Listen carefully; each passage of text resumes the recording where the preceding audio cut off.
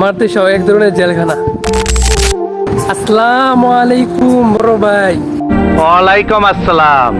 কি খবর? বিদেশে আইবেন না? আহো বাতিসা আহো।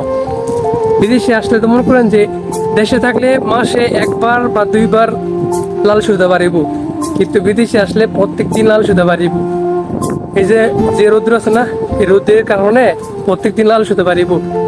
কথা হইলে যে মনে করেন যে রান্না করা নাই, ডিউটির থেকে আইসি, এখন রান্না করার টাইম নাই বা একটা সিচুয়েশন নাই, যার কারণে যে এখন পার্সেল আনছি, ঠিক আছে, পার্সেল খাবো।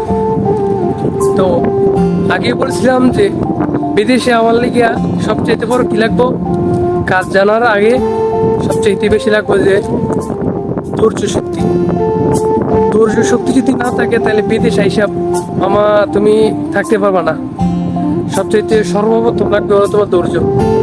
কখনো একটা সিঙ্গারা খায় দিন কাটাইতে হইব, কখনো একটা রুটি খেয়ে দিন কাটাইতে পারবো, কখনো না খেয়ে দিন কাটাইতে হইব।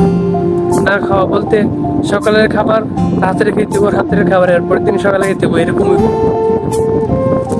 মূলত কথা হইলো যে গতকালকে আমাদের রুমের মধ্যে গ্যাস হঠাৎ করে রাত্রে শেষ হয়েছে। তো রাত্রে গ্যাস শেষ হইলে মনে করেন যে গ্যাস আনা যায় না, এখন তো লাইনের গ্যাস নাই। যে গ্যাসটা, এই গ্যাসটা মনে করেন যে ডিব্বার গ্যাস শেষ। গতকালকে রাত্রে রান্না হয়েছে না, যার কারণে এখন রান্না করা নাই। ডিউটির থেকে আসি এখন দুপুরবেলা, এই দুপুরবেলা ঘাইমে ঘুমে কামের থেকে আসি, এখন রান্না করতে করতে একদম মানে জীবন চলে যাব। তার চাইতে ভালো একটা পার্সেল খাইলি। তো মনে করেন যে পার্সেল এখন এখানে পাশে দোকান আছে, দোকান থেকে পার্সেল নিয়ে এসে।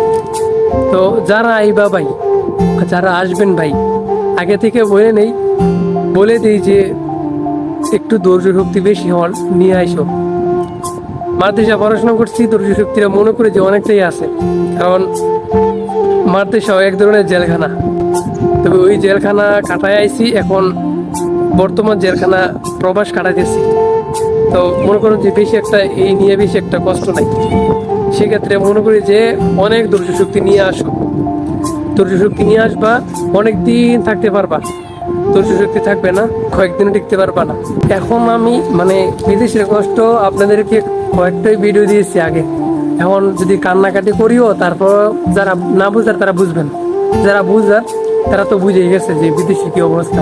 অনেকে ভালো ভালো কমেন্ট করতেছে, অনেকে বলতেছে, অনেকে বুঝতেছে যে বিদেশের ইয়াটা কি। আমি নেক্সট ভিডিওগুলো সবগুলোর মধ্যে বিদেশি লাইফটা কি ওইটা তুলে ধরুন। তো যারা আছেন পেজটা ফলো করে রাখবেন। আল্লাহ হাফেজ।